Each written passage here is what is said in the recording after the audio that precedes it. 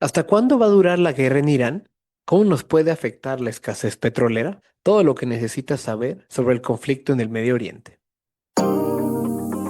Bienvenidos a La Plaza de Todo, un podcast donde discutiremos sobre los temas relevantes de la plaza pública, economía política, deportes, entretenimiento y todo lo que hace interesante a la vida. Mi nombre es Miguel Toro, acompáñenme a abrir las puertas de la plaza.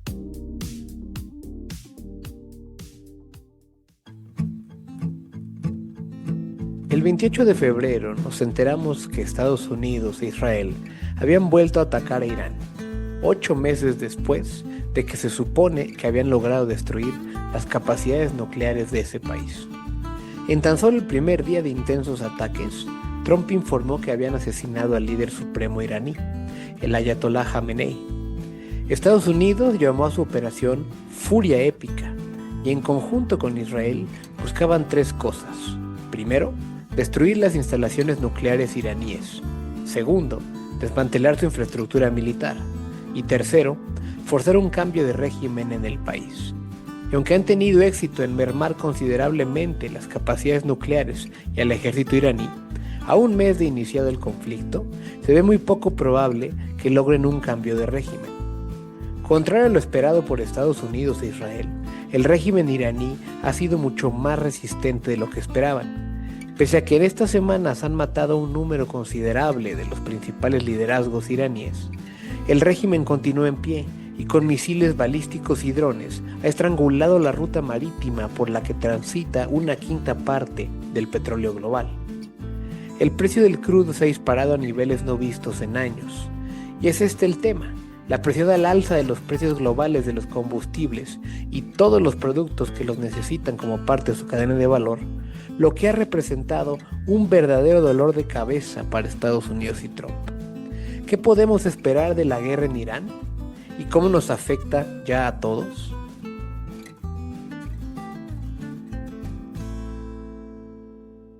En este episodio de La Plaza de Toro, pretendo reflexionar sobre tres ángulos distintos del conflicto y cómo se retroalimentan entre sí. Por un lado, entender la lógica militar detrás del por qué los estadounidenses optaron por atacar Irán en medio de negociaciones sobre un potencial desarme nuclear. Por otro lado, busco comprender la lógica geopolítica que nos permite tener una mejor idea de las consecuencias político-sociales sobre esa región. Y finalmente, analizar la lógica económica y las implicaciones sobre todos nosotros, aunque vivamos a miles de kilómetros de Teherán. La tensión entre Estados Unidos e Irán no es nueva. Esencialmente, llevan más de medio siglo teniendo fuertes diferencias. Es un cúmulo de agravios que incluye el apoyo estadounidense a un golpe de Estado en Irán, la crisis de los rehenes norteamericanos, sanciones económicas de parte de Estados Unidos, financiamiento iraní a grupos terroristas, bombardeos de Estados Unidos e Israel a las instalaciones nucleares iraníes, entre muchos otros. Pero la guerra es costosa y debería ser la última reserva cuando todos los caminos políticos y diplomáticos han fallado. En su libro Why We Fight, The Roots of War and the Paths to Peace, mi exprofesor en la Universidad de Chicago, Christopher Blattman, dice que aún los enemigos más amargados prefieren odiarse en paz que irse a la guerra. Si esto es así, ¿por qué Estados Unidos decidió bombardear Irán cuando parecía que estaban avanzando las negociaciones? En pocas palabras, ¿por qué después de odiarse en paz tantos años, han comenzado una guerra ahora? Buenos días a todos, mi nombre es Fabián Calle, me desempeño como Senior Fellow en la Florida International University y como asesor en temas geopolíticos de la consultora económica Black Toro en Miami. Por el relato de un protagonista de esas negociaciones, me llegan versiones un poco contradictorias. Por un lado, el canciller omaní que se tomó un avión de emergencia ese viernes a Washington para hablar con el vicepresidente Vance, porque el presidente Trump estaba en la Florida. Y después inmediatamente el canciller omaní dio una entrevista a uno de los programas políticos Face the Nation, donde hablaba como dijiste vos, de un breakthrough importante en la negociación. básicamente que Irán devolvía, entregaba su uranio más enriquecido, que se civilizaba totalmente a grado extremo el programa nuclear iraní. Bueno, yo las versiones que tengo es que no hubo tanto avance y confío en mi fuente porque fue protagonista ya hace bastante años de negociaciones de este tipo. Pero bueno, sin duda hubo otro factor que creo que aceleró, que fue el blanco de oportunidad que hubo el sábado a la mañana del líder religioso Khamenei, y más cuando venimos ya de varios casos donde Estados Unidos e Israel, algunos dirán que Israel primerea a Estados Unidos, otros dirán que está de mutuo acuerdo, de usar las negociaciones para después atacar, ¿no? Como cuando Israel atacó la delegación de Hamas en Qatar el año pasado.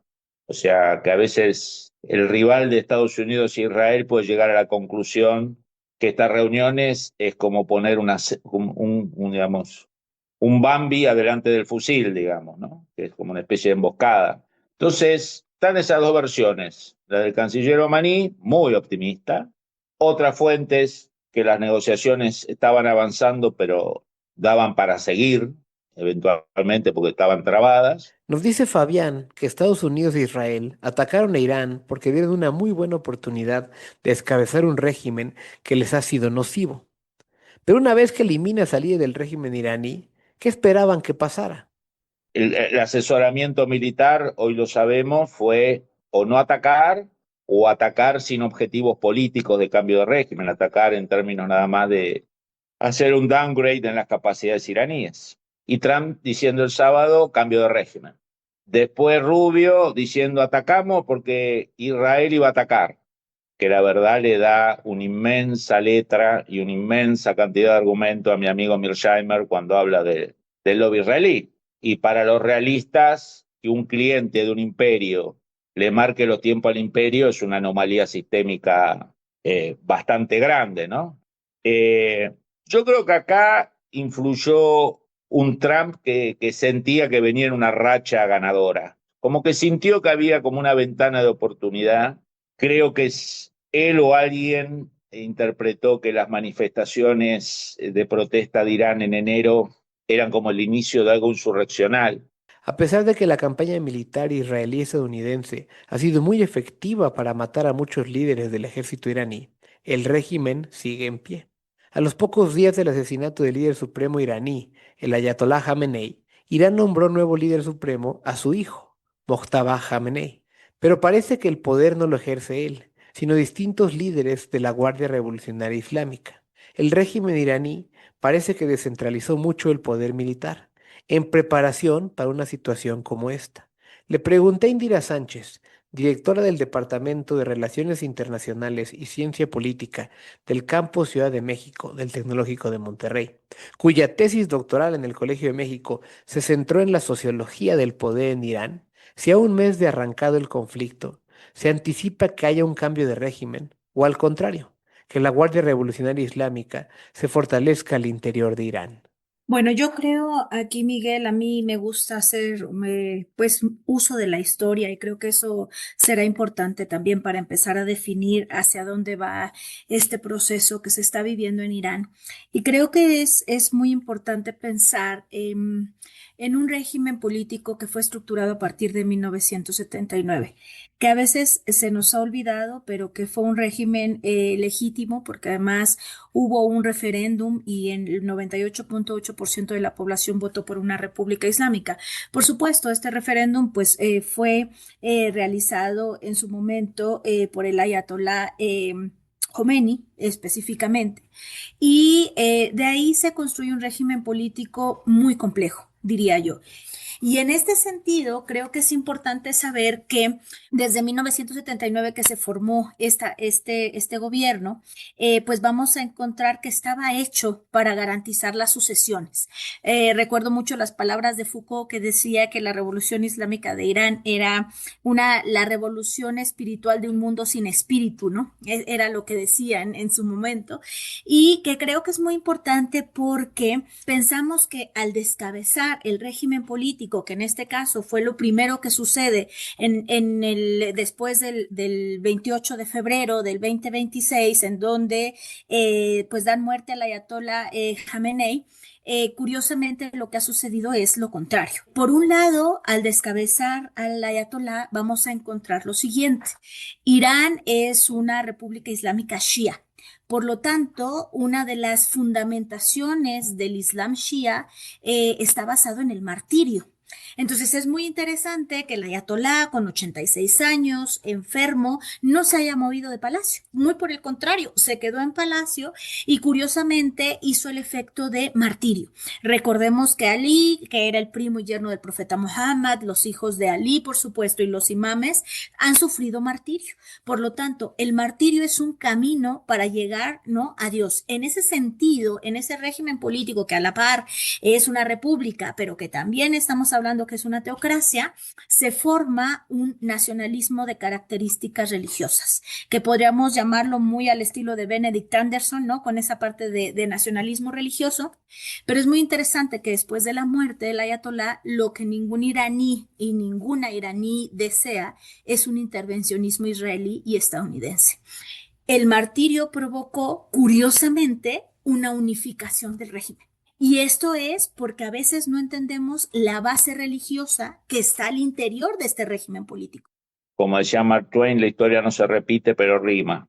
Y la verdad que la historia no nos da casos de cambio de régimen por bombardeo. Entonces, ¿puede ser el primer caso? La historia no muestra que sea muy viable. Y si eso vos lo cruzás con otra variable, que es lo que nuestra disciplina llama los pueblos milenarios.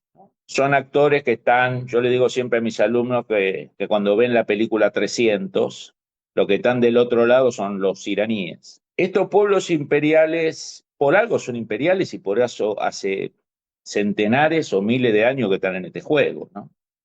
Entonces, si vos mezclás que en la historia no hay muchos datos de colapso por bombardeo, mezclás la cultura imperial del imperio persa, recordás que muchos de los dirigentes militares de Irán hoy son los jóvenes oficiales de la guerra Irán-Irak, una guerra donde Irán solo, o con apenas algo de ayuda de Israel, combatió contra Irak, apoyado por Estados Unidos, la Unión Soviética, Francia, Egipto, Arabia Saudita, y podemos seguir el listado. Y esa guerra duró 8 años, terminó en un empate. Irán perdió entre muertos y heridos 500.000 de personas y quedó en pie. Obviamente hay sectores urbanos de clases medias con mayor contacto en el mundo, que pueden salir a las calles, que están en las universidades. Ahora, lo que no me queda claro es que esos sectores puedan tomar el poder. ¿Están presentes? Sí. ¿Son significativos? Sí. ¿Están en condiciones de tomar el poder? No. Entonces me da la sensación que a veces...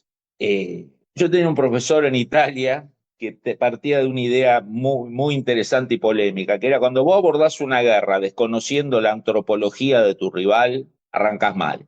Incluso yo te podría decir que Mojtama Khamenei no necesariamente era el candidato más idóneo. Sin embargo, pese a que esta Mojtaba no es el que está tomando hoy en día las decisiones. Quienes están tomando las decisiones, y es un papel importantísimo económico y político, es la Guardia Revolucionaria.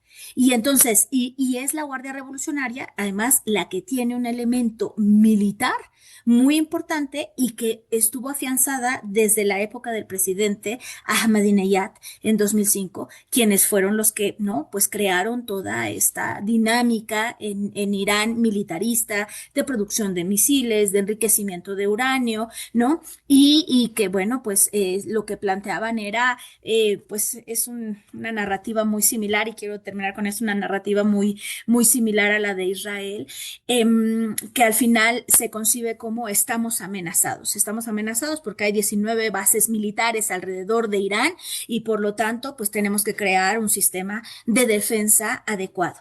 Irán, importante, Miguel, creo que esto también hay que mencionarlo. Y siempre lo he dicho, ¿no? Últimamente en las conversaciones que he tenido, Irán no es Cuba e Irán no es Venezuela. Irán se ha preparado para este tipo de conflicto, llamémosle conflicto, o de encuentros militares prácticamente desde hace 21 años, ¿no? Y que realmente es producto de lo que sucedió después de los ataques a las Torres Gemelas en el 2001 a través del establecimiento de bases militares estadounidenses y por lo tanto Irán ha estado no solamente comprando, que eso es muy importante también mencionarlo, pero ha estado produciendo armamento, específicamente drones y misiles, y no olvidamos que los misiles de producción iraní son misiles que se vendieron a Rusia también para la guerra, por ejemplo, en Ucrania. Sin embargo, lo que está pasando ahora, en vez de que hubiese un cambio que fuera producto que viniera desde abajo, desde la población, no se generó porque ahora se generó el efecto contrario. Y ese efecto es un nacionalismo religioso que está impidiendo en todo momento una intervención estadounidense e israelí. Esta guerra ya dejó de ser un asunto solo entre Washington, Jerusalén y Teherán, porque la respuesta de Irán no se dirigió solo contra Israel o contra las bases militares estadounidenses. Irán atacó objetivos civiles y militares en Bahrein, Jordania, Kuwait, Qatar, Arabia Saudita, Turquía, Emiratos Árabes Unidos y Chipre. Además, Hezbollah rompió el cese al fuego en Líbano y el conflicto se convirtió en una guerra paralela. Más de 1.000 personas han muerto solo en Líbano desde el 2 de marzo, que Israel comenzó ataques en Líbano. Esto ya no es una guerra bilateral, es un conflicto regional con ramificaciones globales. ¿Cuánto puede durar? ¿Hay algunas salidas asequibles para estos países o vamos para un conflicto prolongado? Qué difícil pregunta, mi querido Miguel. Vamos a tratar de responderla. Es importante visualizar que la estrategia militar cambió y eso hay que mencionarlo porque la primera estrategia iraní en principio era, pues sí, atacar las bases militares estadounidenses que están en la región y específicamente, pues lo sabemos todo mundo, ¿no? Hubo ataques en Bahrein, hubo ataques, por supuesto, incluso en Qatar, que es un país amigo, ¿no? Por el oleoducto que tienen en Irán. Y también pues hubo algún golpeteo pues en Emiratos Árabes Unidos. Sin embargo, la estrategia cambió. Recién se dio el ataque estadounidense sobre la planta de gas más importante del mundo. Hay que decirlo, no fue estadounidense, porque después se detractó Donald Trump, ¿no? En realidad había sido Israel, Estados Unidos, y después dijo Donald Trump, nosotros no decidimos esto. Israel, a través de Benjamín Netanyahu, ¿no? Aparecen diciendo, fue una decisión que solamente Israel tomó y en donde pues hay una afectación enorme porque pues es la productora de gas más importante del mundo. A partir de ello, la estrategia se modificó y la estrategia fue atacar pues las refinerías, que sabemos que los mayores productores de recursos fósiles, de petróleo, de gas natural, pues están en la zona de la península arábiga y específicamente los ataques que se han dado sobre Arabia Saudita, sobre Emiratos Árabes Unidos y sobre Qatar. Y la estrategia en realidad pareciera que no, pero es una estrategia de disuasión, porque lo que están intentando es asfixiar la producción, ¿no? De recursos fósiles, por un lado, y por el otro lado, unirse a la resistencia que también se está generando en Yemen con los Houthis, con la posible capacidad, hasta ahora no se ha dado, de cerrar el Mar Rojo. Esto es muy importante porque implica que los intereses de Israel y de Estados Unidos puedan empezar a separarse. Y aquí lo digo porque un interés muy claro de Israel y que no solamente es ir contra el eje de la resistencia, que esa es pues la narrativa que de alguna manera tenemos del gobierno israelí del por qué está generando toda esta inestabilidad, de decir vamos a acabar con Hezbollah en Líbano, vamos a acabar con Hamas en Palestina y con los Houthis en Yemen, más Irán. En realidad hay otro elemento que es muy importante, es cómo se convierte Israel en una potencia regional dentro de Asia Occidental. Y en ello implica incluso la toma y la expansión territorial ¿Qué está sucediendo bajo los bombardeos que se dieron en Siria, pasando los altos del Golán, ¿no? En territorio también, pasando los territorios de los altos del Golán. Por otro lado, atacando el sur del Líbano, que eso es muy importante. Y algo que no ha dejado de suceder, pero que tenemos que mencionar y que yo lo tengo que mencionar por una cuestión ética, es que siguen los ataques en Gaza por un lado y en Cisjordania por otra parte. Entonces, es clarísimo que el gobierno israelí tiene un interés mayor, que es convertirse en la potencia regional de Asia Sudoccidental a través también de una expansión territorial, disminuyendo el poderío de aquellos que se habían nombrado como el eje de la resistencia o para muchos otros el eje terrorista de Asia Sudoccidental, y ese interés no es necesariamente el interés que tiene Estados Unidos. El interés de Estados Unidos, y creo que eso es clarísimo, y para ello habría que investigar los índices los índices Nasdaq, etcétera, que también pues encontramos que en estos momentos tienen una baja y que eso también es importante. No hay una recesión económica aún, pero es importante saber que Estados Unidos también tiene un interés, y que lo ha dejado claro y que ya para nadie es otra historia, a través del petróleo, y por eso fueron los ataques en Venezuela y por eso también fueron los ataques en Irán. Sin embargo, creo que Estados Unidos quería un conflicto rápido y no prolongado, y esto no está sucediendo. De 4 días pasó a 4 semanas y seguramente pasará meses.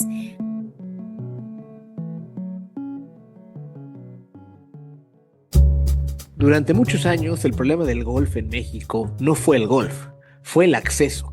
No sabías qué campos existían, a quién llamar, si podías jugar sin ser socio o cómo reservar.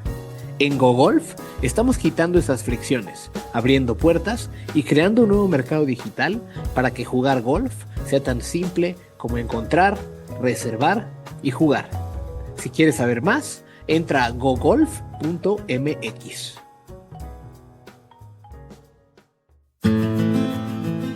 Desde el 4 de marzo, el estrecho de Hormuz está efectivamente cerrado. Para dimensionarlo, por ese canal de apenas 34 kilómetros de ancho entre Irán y Omán, transitan cada día alrededor de 20 millones de barriles de petróleo. Es una quinta parte tanto del suministro global de petróleo como del gas natural licuado del mundo. Además, también representa el 45% del comercio global de azufre, que es esencial para la producción de fertilizantes y el refinamiento de metales como el cobre, cobalto, níquel, que se utilizan en semiconductores y chips. La Agencia Internacional de Energía ha descrito lo que está ocurriendo como el mayor desafío a la seguridad energética global en la historia. Esto ya no es una crisis regional, es un shock sistémico. Me llamo Duncan Wood, soy director general de la empresa Hearst International Consulting, una empresa de consultoría que hace temas de política pública, relaciones internacionales, economía internacional, geopolítica, etc.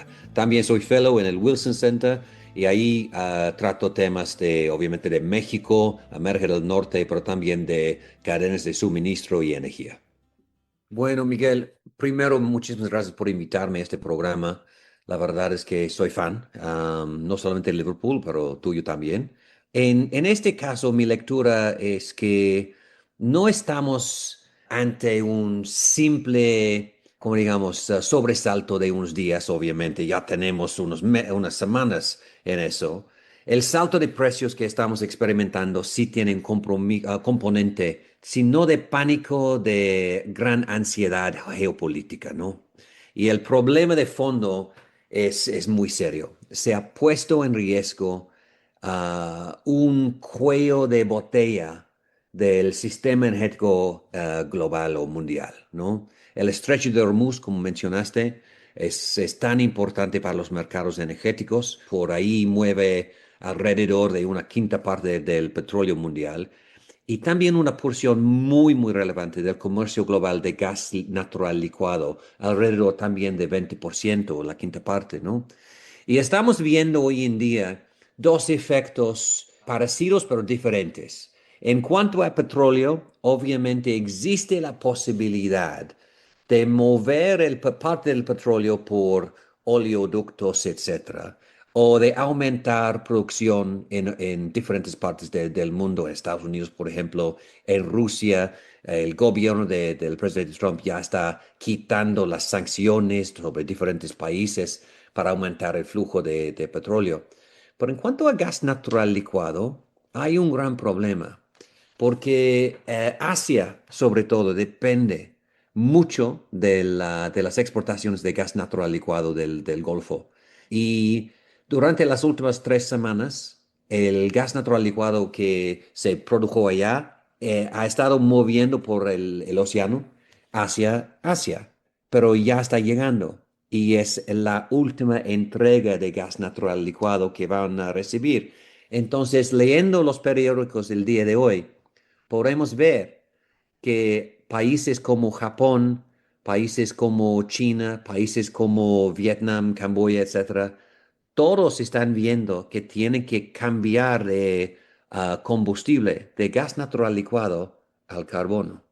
Y esto va a tener, obviamente, implicaciones medioambientales muy, muy serias para el mundo. Pero regresando al tema de precio, vimos en días recientes que el precio de petróleo superó a los $113 por barril y aunque cayó un poquito después de eso, todavía sigue muy, muy alto. Aquí en Estados Unidos estamos viendo precios por galón de gasolina de alrededor de $4 por galón, que es más que la tercera parte más alto que hace unas semanas. En mi región, en Washington, D.C., Virginia, gasolina por galón costó antes del conflicto alrededor de $2.50, $2.60 por galón. Ahora está en $4. Entonces, es un aumento muy, muy serio. Y estamos escuchando muchas quejas de los votantes, de los consumidores de gasolina aquí en Estados Unidos. El impacto también es serio en cuanto al precio de diésel.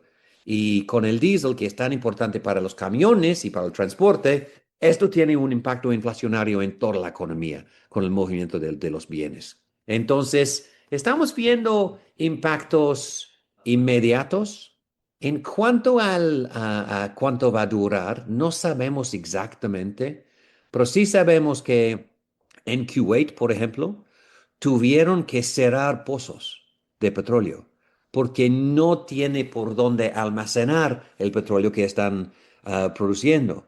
Y esto va a ser el caso en diferentes partes de esa región. También, obviamente, hay daños ya a los campos de petróleo, campos de gas y sobre todo a la infraestructura de hidrocarburos en la región. Y esto va a tomar, si no años, seguramente meses para reparar y reconstruir.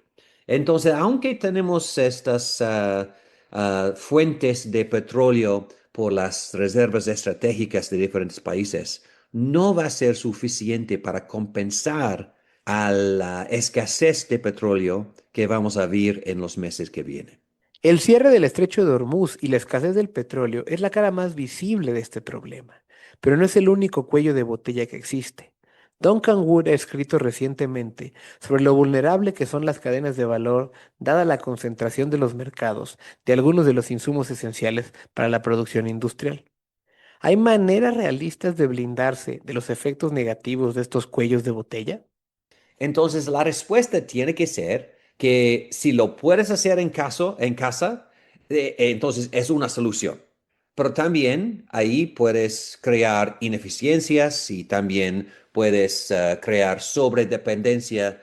Y si pierdes la tecnología, si pierdes el recurso, la materia prima para esto, obviamente también estás expuesto al problema. Entonces, la respuesta en ocasión tras ocasión tiene que ser diversificación de las fuentes. Y obviamente también podemos decir que no es solamente de las fuentes de los productos, pero también los mercados para los bienes que usted produce, ¿no? Y me parece fascinante, ¿no? De que en el caso de América del Norte, frente a la amenaza del presidente Trump de cerrar los mercados de Estados Unidos, tenemos dos diferentes respuestas de México y Canadá. México está diciendo que no vamos a poner todos nuestros huevos en esa canasta con Estados Unidos. Y Canadá, después de tantas décadas de invertir tanto en la relación bilateral, está diciendo que ya no podemos dependernos de Estados Unidos, entonces tenemos que diversificar. Y obviamente es muy difícil diversificar los mercados de exportación en este mundo, pero yo creo que hay un elemento de la verdad en las dos respuestas. Escribí un artículo para El Universal hace unas semanas diciendo exactamente eso, después del discurso de Mark Carney en Davos, de que la respuesta no es solamente de diversificar, pero también tienes que ser más independiente en la producción, en tu mercado interno. Y para eso necesitas crear un, un clima de inversión que es mucho más amigable para los inversionistas, ¿no? Tienes que atraer más dinero desde afuera y tienes que ser un socio comercial mucho más confiable, un socio de inversión mucho más confiable. Entonces, hay maneras de blindarse frente a estas amenazas, pero de todos modos vivimos en un mundo todavía bien globalizado. A pesar de todos los movimientos de nacionalismo económico que hemos visto en los años recientes, sigue siendo una economía, tanto en México como en Estados Unidos como en Canadá, economías bien globalizadas y dependen mucho de lo que viene de afuera y de los mercados para vender los bienes. Llevamos poco más de un mes de guerra entre Estados Unidos, Israel e Irán, y no se ve una salida fácil al conflicto. Es incontestable que los ataques aéreos estadounidenses e israelíes han diezmado considerablemente al ejército iraní y han eliminado a muchos de sus liderazgos. Sin embargo, el cierre del estrecho de Hormuz le ha dado a Irán una palanca de presión mucho más potente que su ejército, la capacidad de infligir un costo económico considerable al mundo entero. Este costo le está doliendo a los consumidores en Estados Unidos y Trump ha empezado a sentir la presión. Conforme Trump habla de negociaciones entre Estados Unidos e Irán, que el régimen iraní niega, también se ve en el horizonte un preocupante escalamiento del conflicto. Trump ha amenazado con destruir las plantas de energía iraníes si Irán no reabre el estrecho. Irán ha amenazado con atacar la infraestructura energética y los sistemas de agua de los países del Golfo si le atacan su infraestructura energética. Mientras tanto, Israel sigue bombardeando Teherán y el sur del Líbano porque para ellos el caos en la región les es menos problemático que a los demás. ¿Cómo termina una guerra donde todas las posibles salidas implican costos políticos altísimos? Yo siempre digo que un gran libro de ciencia política es Frankenstein, ¿no? Él es Fabián Calle, nuevamente. Uno hace algo y después toma vida. Y después, o Irak es el Frankenstein del 2003. Hamas es el Frankenstein de Israel tratando de debilitar a la OLP. Al-Qaeda es el Frankenstein de los Estados Unidos financiando a los mujahidins contra la Unión Soviética. A ver, cuando vos decís negociaciones, hay varios abordajes. Uno de los abordajes es que Trump está parando un poco la pelota hasta que lleguen los cuerpos expedicionarios de la Infantería de Marina. O sea, en 10 días más para llegar vas a tener dos fuerzas expedicionarias de Marines, unos 5.000 hombres, 2 buques de asaltos anfibios, probablemente antes de esa fecha la Airborne 82, que son 3.000 hombres, o sea, un despliegue de 13.000 hombres. Ahora, ¿esas unidades alcanzan para neutralizar Irán? La respuesta es no. ¿Alcanza para tomar las islas? La respuesta es sí. ¿La toma de las islas garantiza la seguridad en el estrecho de Hormuz? No, la va a empeorar mucho más que ahora. Mucho más. Porque Irán no tiene que destruir el 50% de los petroleros que pasan. Con destruir 2 por día, 1 por día, ninguna aseguradora pasa, ¿no? Porque no son petroleros estatales, son empresas privadas, con aseguradores, con tripulación que no hizo el juramento de morir para que el petróleo llegue a destino. Por lo tanto, esta idea de, no, vos vas a poder neutralizar todas las minas que Irán va a poner, es un trabajo, un desminador avanza a 1 nudo por hora, o sea, 2 kilómetros por hora. Irán se preparó toda la vida para usar esta única carta que tiene, que es la geografía. ¿Cómo se preparó? Con buzos tácticos, con lanchas rápidas, con minas norcoreanas, rusas, chinas, algunas que vienen de la época estadounidense, de la época del Shah. ¿Le puede destruir el 95% de las minas? Bueno, según algunos, el arsenal de minas está entre 3.000 y 5.000. O sea, le quedan 300. ¿Con 300 desquiciás Hormuz? Sí. ¿Vas debilitando los drones y los balísticos? Sí, pero en los últimos largos días, Irán está en un promedio de 30 balísticos y 100, 150 drones. O sea, no está colapsando. Entonces, vas a tener... Y además todavía un montón de blancos que no fueron atacados. Las desalinizadoras de los países del Golfo. Hay países que dependen en un 90%.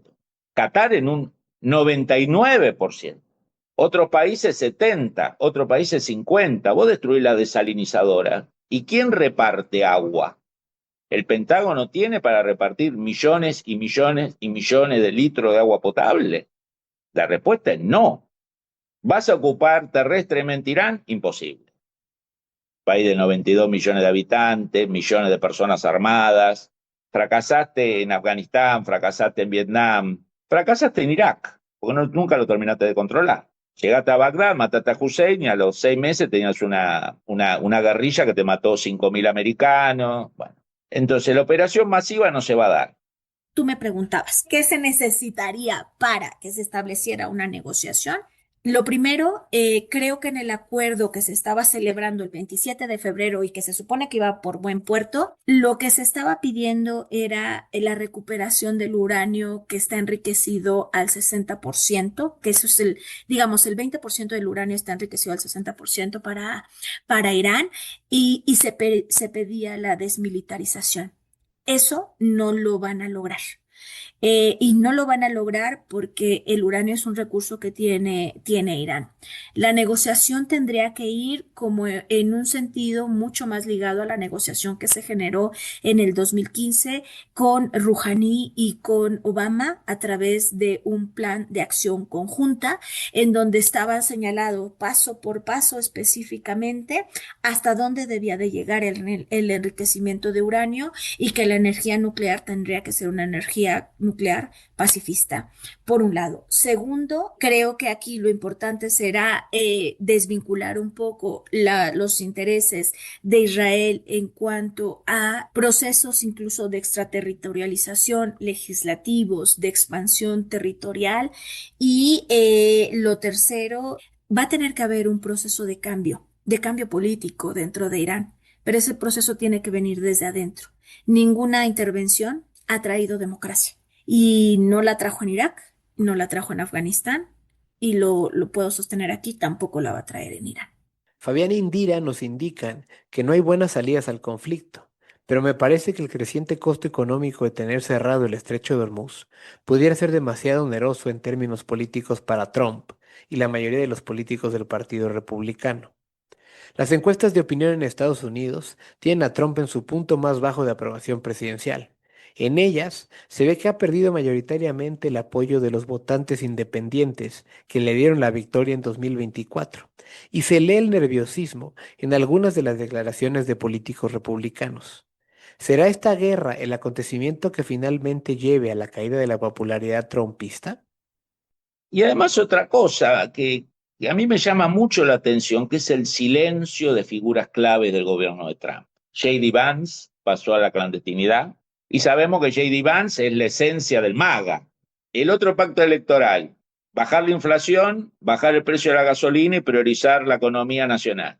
Bueno, se te sube la gasolina, sube el precio de la urea para los fertilizantes. Ahora viene la temporada de cultivo en el hemisferio norte y los precios están volando. ¿Querés aluminio nacional para recuperar la industria de defensa? Y el aluminio está volando justamente por esta guerra, ¿no? Porque hay materiales para la producción de aluminio que salen por el Golfo. Entonces, vos ya vas a hacer una elección donde tenés altísima posibilidad de perder, como mínimo la Cámara de Diputados.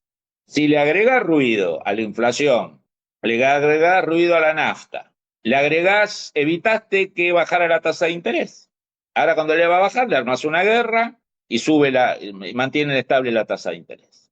Entonces, hay que ver Trump cómo evalúa esto, ¿no? Porque, hace cuenta, a lo mejor el tipo termina teniendo algo que vender en lo militar como éxito, pero le genera un impacto enorme en política doméstica. Esta guerra, en promedio, es la que se inicia con menos apoyo popular general de los últimos 120 años. Menos que la primera, que la segunda guerra, que Vietnam, que Corea, que Afganistán, que Irak 1, que Irak 2. Yo la verdad que creo que Trump jugó a pleno, como en el casino. Yo jamás en mi vida jugué, pero sé que hay algo que se llama jugar pleno, que meter toda la ficha en el mismo número. Bueno, pleno no salió. Y ahora está jugando con fichitas, está o en la roja, la negra, a ver si puedo controlar los daños. No quisiera concluir el episodio sin considerar las lecciones que puede obtener México del caos que está generando la guerra en Irán. Ante el mayor riesgo que dejará hacia adelante este polvorín en la región del Medio Oriente, México podría aprovechar para posicionarse como un socio confiable en la producción energética. Los mercados asiáticos querrán diversificar sus importaciones de gas natural licuado, y México tiene amplias reservas de este hidrocarburo que podrían capitalizarse si el gobierno federal tuviera una visión más amistosa a la inversión privada en el sector. Mi preocupación es que el país deje pasar otra oportunidad para crecer por razones políticas. Mira, yo creo que en el caso del petróleo ya sabemos por qué es tan importante que México aumente la producción de crudo y también la inversión que ha hecho en las refinerías, pero también tiene que hacer mucho más en las refinerías existentes en México. Es tan importante porque no quiere depender de las importaciones de productos refinados. Y cuando pensamos en el gas natural, durante años yo fui promotor de la idea de importar más gas natural de Estados Unidos porque Estados Unidos estaba produciendo gas natural a un costo muy, muy bajo. Entonces fue y es una fuente de energía muy barato para México. Pero como hemos visto en los años recientes, también crea esta vulnerabilidad, esta dependencia energética en Estados Unidos. Y tal vez Estados Unidos no es tan confiable como socio el día de hoy como fue hace 10 años. Entonces me dio mucho gusto hace semana y medio de escuchar a la presidenta Sheinbaum diciendo que México no puede depender del 75% de las importaciones de gas natural de Estados Unidos, que México tiene que producir mucho más gas natural y México tiene reservas enormes de gas natural. Hoy en día no, México no está produciendo mucho gas natural y lo que se produce se está quemando o, ¿cómo se dice? Venteando. Sí, el venteo. El venteo, gracias. De gas natural, que obviamente es crea daños ecológicos y medioambientales, pero también es un gran desperdicio de un recurso precioso para México. Entonces, lo que yo quiero ver es que México invierte mucho más en la producción tanto de petróleo como de gas natural. Pero la única manera de hacerlo, como tú sabes, Miguel, es que tenemos que trabajar mucho más con el sector privado. Entonces, tenemos que cambiar las reglas, tenemos que crear un clima de inversión mucho más amigable para las empresas privadas y tenemos que crear un marco regulatorio y también la capacidad regulatoria para realmente hacer lo necesario. Y con pasos así podemos atraer al sector privado de cooperar, colaborar tanto con el gobierno como con Pemex y con el sector privado en México para producir mucho más gas natural. Porque no es solamente que estamos exponiéndonos en México al riesgo de cerrar la llave, ¿no? En cuanto a gas natural de Estados Unidos, también estamos perdiendo una gran oportunidad para exportar gas natural licuado. Y los mercados en Asia, por ejemplo, y México es un país tanto de Asia como de Europa como de América del Norte. La posibilidad, el potencial de exportar gas natural licuado a Asia, sobre todo en estos tiempos, cuando hay tanta demanda, oh, wow, podría ser un bono de oro para la economía mexicana. La guerra en Irán es un tema muy complejo y suceden nuevos acontecimientos a diario. Es posible que una parte del análisis que escucharon de nuestros ponentes ya no sea tan relevante en función de los acontecimientos que hayan sucedido desde el momento en que grabamos hasta el momento en que ustedes escuchen el episodio. Pero como en la Plaza de Toro privilegiamos el análisis serio, tratamos de darles más herramientas para poder comprender mejor este conflicto y sus múltiples repercusiones. Es por ello que agregué las recomendaciones literarias de nuestros ponentes en la descripción del episodio. Sin importar en qué plataforma nos escuches, encontrarás estas recomendaciones en el cuerpo de la descripción del episodio. Indira Sánchez es la directora del Departamento de Ciencia Política y Relaciones Internacionales del Campus Ciudad de México del Tecnológico de Monterrey.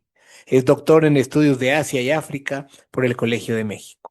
Fabián Calle es Senior Fellow en la Universidad Internacional de Florida y es asesor en temas geopolíticos de la consultora económica Black Toro. Es candidato a doctor en Historia por la Universidad Torcuato Di Tella en Argentina. Duncan Wood es Fellow visitante para temas de Norteamérica en el Wilson Center en Washington, D.C. y CEO de la empresa Hearst International Consulting. Es doctor en Estudios Políticos por la Universidad de Queen en Canadá. Le agradezco mucho a los tres por acompañarnos en la Plaza de Toro y compartirnos sus perspectivas. Con esto llegamos al final de este episodio de la Plaza de Toro. Muchas gracias por acompañarnos y dedicar parte de tu día a escucharnos. Recuerda que todas las recomendaciones bibliográficas y referencias mencionadas las encuentras fácilmente en la descripción de este episodio, en tu plataforma favorita o en nuestro Substack, donde también podrás leer la transcripción completa del episodio. Si disfrutaste esta conversación, ayúdanos a llegar a más personas compartiendo este episodio con tus familiares y amigos en tus redes sociales. Para no perderte ningún episodio futuro, suscríbete en Spotify, Apple Podcasts o Podbean buscándonos como La Plaza de Toro. Me encantaría conocer tu opinión, así que déjanos un comentario o reseña en tu plataforma preferida. Para mantenernos en contacto, puedes seguirme en Twitter como @MiguelAngelToro o en threads de Instagram como @MiguelToroRYV. Muchas gracias por escucharnos, mi nombre es Miguel Toro y es momento de cerrar las puertas de la plaza.